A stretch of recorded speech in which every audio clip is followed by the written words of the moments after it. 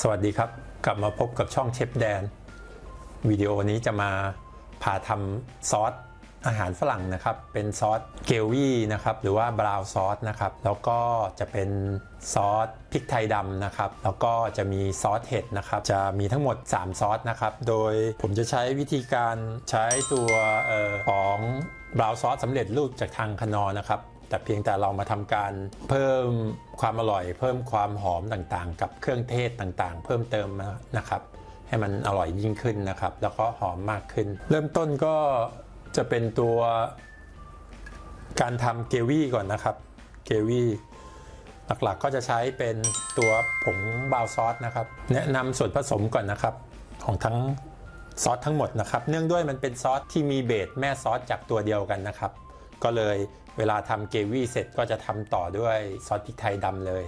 แล้วก็จะเอาส่วนหนึ่งเนี่ยไปทำซอสเห็ดต่อนะครับก็ผมจะใช้เป็นตัวบราวน์ซอสนะครับประมาณ120 กรัมนะครับต่อน้ำเปล่า1 ลิตรนะครับอันนี้น้ำเปล่า1 ลิตรขั้นตอนก็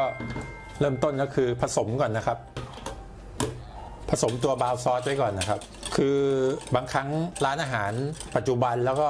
ทั่วไปสมัยนี้ก็บางครั้งต้องการความรวดเร็วนะครับการทำซอสด้วยซอสสำเร็จรูปเนี่ยก็ช่วยทุนแรงไประดับหนึ่งนะครับแต่ถ้าในร้านอาหารแบบตามโรงแรมหรือว่าไฟน์ไดนิ่งที่มีความพิถีพิถันความละเอียด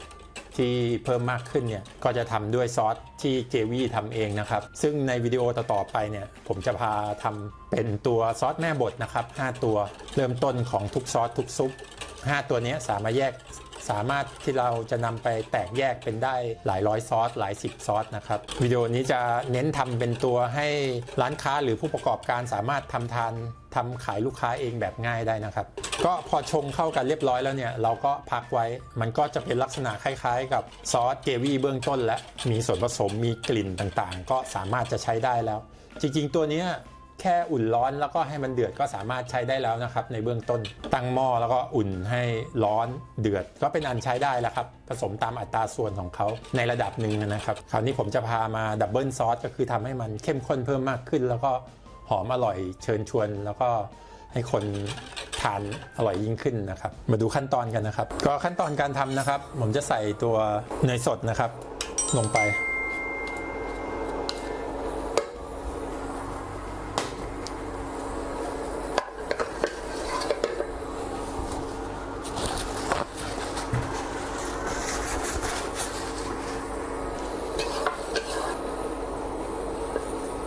ตามลงไปด้วยกระเทียมนะครับ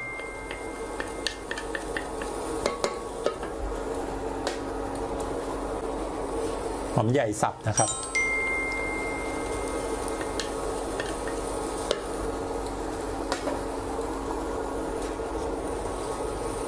หอมแดงสับนะครับ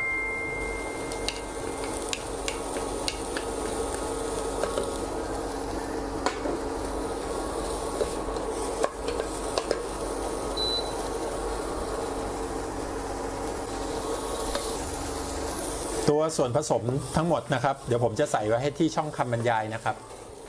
สามารถนำไปใช้ผสมจริงได้เลยนะครับเพราะว่าก็เป็นสูตรที่ใช้อยู่ตามรีสอร์ทหรือว่าร้านอาหารทั่วไปนะครับเราก็ผัดส่วนผสม3อย่างนี้ให้หอมนะครับก่อนนะครับเริ่มต้นใส่ไวน์แดงตามลงไปนะครับนำไปเฟรมให้ช่วยหอมแล้วก็มีกลิ่นที่ดีนะครับแล้วก็หอม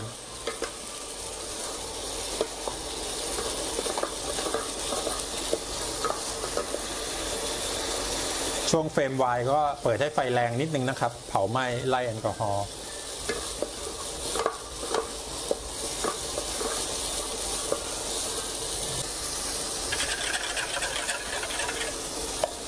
หลังจากนั้นหอมได้ที่แล้วนะครับผมก็ใส่ตัวเกรวี่ที่ผสมไว้นะครับลงไป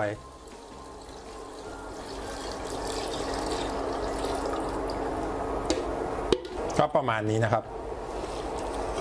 นี่เบื้องต้นเราก็ใกล้จะได้เป็นซอสเกรวี่แล้วง่ายไหมครับสะดวกด้วยตัวนี้ก็จะเป็นตัวแม่ซอสนะครับเริ่มต้นก่อนก็คือจะเป็นตัวเกรวี่หรือบราวน์ซอส หลังจากเราทำตัวนี้ได้แล้วเนี่ยสามารถจะนำซอสตัวนี้ไปแตกเป็นซอสอื่นๆได้มากมายนะครับไม่ว่าจะเป็นโรเบิร์ตซอสตัวซอสมัชรูมซอสเห็ดนะครับซอสพริกไทยอื่นๆอีกหลากหลายนะครับอันนี้ผมเริ่มต้นทำตัวเกวี่ก่อนนะครับตัวซอสเดี๋ยวมันจะข้นขึ้นเองนะครับเกิดจากตัวมีส่วนผสมของแป้งสาลีนะครับที่ผสมอยู่ในตัวผงบราวน์ซอสของทางคานอร์ก็เริ่มเดือดแล้วนะครับ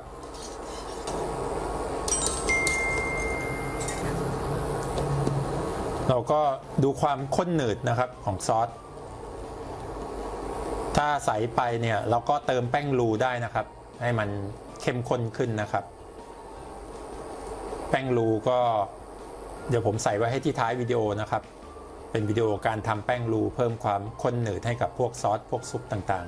ๆหรือว่าจะใช้เป็นพวกแป้งข้าวโพดก็ได้นะครับอันนี้ก็จะเป็นตัวแม่ซอสเบื้องต้นก่อนนะครับเดี๋ยวผมก็จะมาแบ่งแยกทำนะครับคือผมจะขึ้นซอสตัวนี้ไว้ก่อนหลังจากนั้นก็จะมาทำซอสเห็ดแล้วก็ตัวซอสพริกไทยนะครับตัวนี้ก็เรียบร้อยนะครับสำหรับตัวบราวน์ซอสหรือเกวี่เบื้องต้นนะครับสามารถจะปรุงรสชาติให้เข้มข้นเพิ่มขึ้นได้นะครับแล้วแต่สไตล์ของร้านใส่เครื่องเทศเสริมเข้าไปได้นะครับเครื่องเทศก็เพิ่มเติมพวก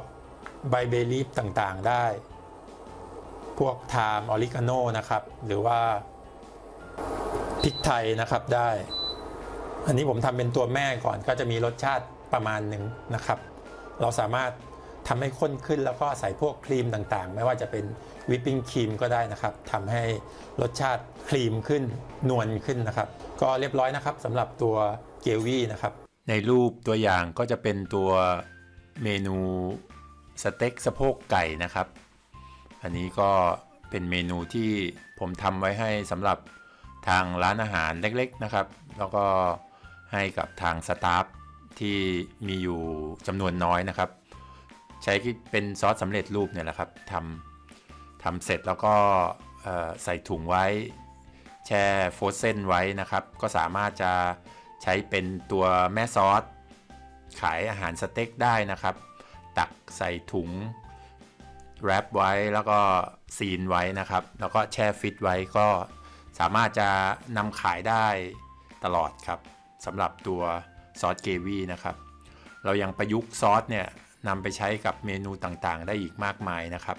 เดี๋ยวในวิดีโอถัดๆไปก็จะมานำเสนอการนำซอสเกวี่หรือว่าบราวน์ซอสนะครับไปพลิกแพลงเป็นเมนูใหม่ๆนะครับก็ประมาณนี้นะครับสำหรับวิดีโอนี้ถ้าวิดีโอนี้มีประโยชน์ก็ฝากกดไลค์กดแชร์กดติดตามช่องเชฟแดนเพจเชฟแดนด้วยนะครับขอบคุณมากครับสวัสดีครับ